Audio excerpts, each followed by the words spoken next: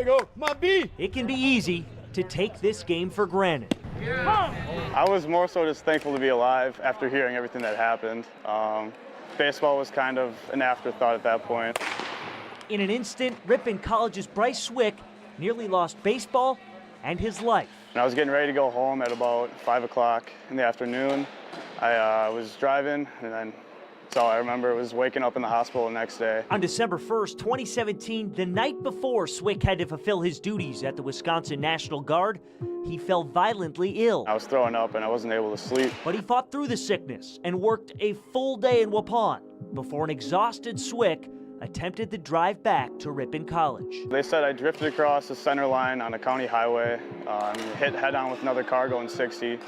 So I had jaws of life to extract me from a car, and then flight for life from just out of Ripon all the way to Neenah. Swick had multiple broken bones, a concussion, a major ligament tear in his left knee, and a lacerated spleen. I remember sitting on the couch, got a text from his dad. The night of the crash, word quickly got to his coach. You look over him like a father figure.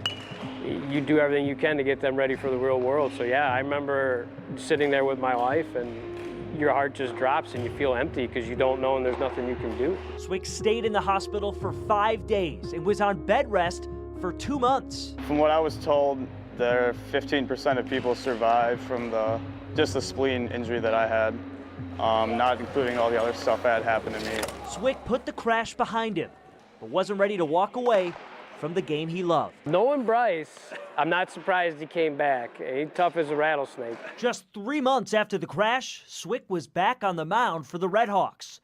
But something didn't feel right. Initially, the doctors didn't see the torn tricep tendon, and so I didn't know it was bad until I got back from our Florida trip. And I had to go see the doctor again because it was still bothering me. He had another surgery and sat out the remainder of the 2018 season. I remember him telling me he wanted to be back for his guys. He wanted to be back for his team. So it didn't surprise me one bit in regards to him. It surprised me he was able to overcome, what catastrophic injuries they were. This year, Swick returned as the Red Hawks ace and capped off his final regular season start with a school record 15 strikeout performance. It helped seal a victory that'll send Ripon to the conference tournament for the first time in 4 years. Just a fierce competitor. When he doesn't have his A game, he figures out how to win. Looking back at all he's overcome, I would say I'm extremely lucky. Swick is grateful to keep playing the game he loves. For Fox 11 Sports, I'm John Duran.